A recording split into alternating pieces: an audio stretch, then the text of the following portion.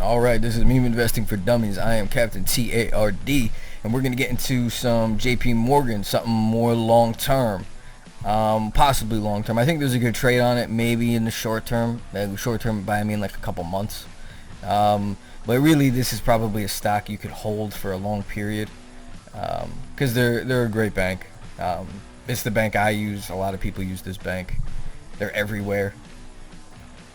It's a good bank, for sure. And it's off its highs, high as 167.44, down, $20 a share in a fucking week. So, I mean, we got some options here.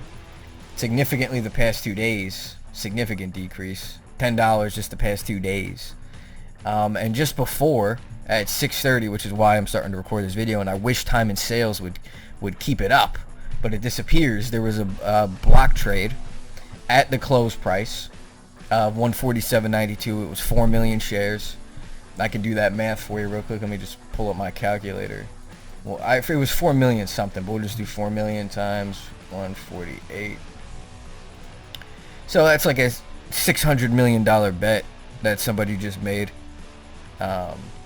And it doesn't mean as much. Like if we're talking about an AMC, or we're talking about a Wish, and you see block trade, it's a little more significant.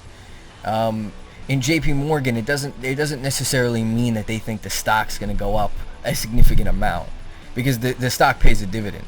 But what they do think is that it's a good price. That's what they think. They think that 147 or 148, 147.92 specifically, is a good price. And that's what's important. Especially because bank stocks and financial stocks in general are kind of hard to value from a fundamental side. Like it's difficult to understand how banks make money, in a sense. I mean, people understand like mortgages went up, but really banks borrow money short and lend it out long, which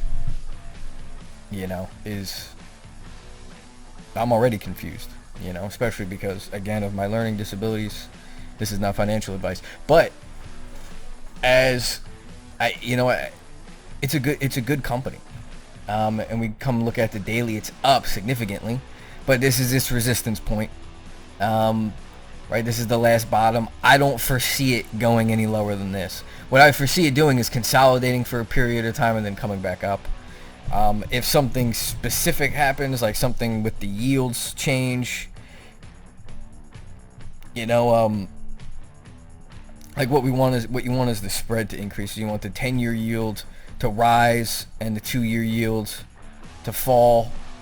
And if that happens, and the market readjusts in that way, the stock could come up quicker, probably.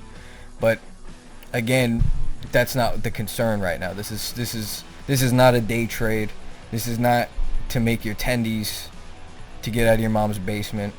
This is to, by the time you're 65, to get out of your mom's basement, right? So from a technical side, I would say this is the level to buy at. I mean, these 146 to 147 mark, I think, is a great spot to buy. And as a sell point, maybe selling up at 160, right at this Wilder smoothing that I like to use so much. I would probably sell somewhere around here. It depends how long it takes, because this line will come down if the stock stays down here for a prolonged period of time, which I foresee happening. So maybe it'll be around 155 to 160 that I might try to get out, and that's if you want to trade it. If you want to hold it, I think you can hold it, and you would just collect the dividend, and you wouldn't, and that would be not selling until maybe never, or until until something happens where the market changes in such a way where JP Morgan Chase isn't the gold standard of banks anymore. But yeah, I like JP Morgan. The financials are great for JP Morgan, really, even though they're hard to understand. They're probably one of the best banks in that respect. And there's a lot of interest, and it's down significantly. I think Bank of America is down significantly too. We can take a look at that. Yeah, Bank of America is down. The charts look pretty much the same, really. But I think that JP Morgan's just a better company. Because I have used both banks personally, and I like Chase better.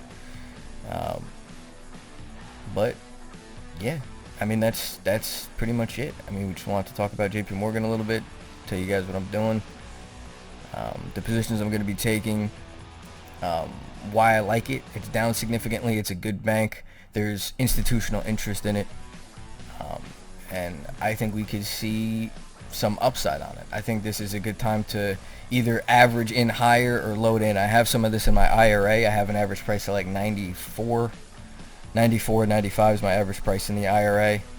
And I don't have a position on it in any other account, but I want to take one. And maybe even add a little bit in my IRA. The IRA is just tough because you can only deposit so much per year. I think it's like 6K or something. So, yeah, it's 6K. So, yeah. JP Morgan up. 160s, 167.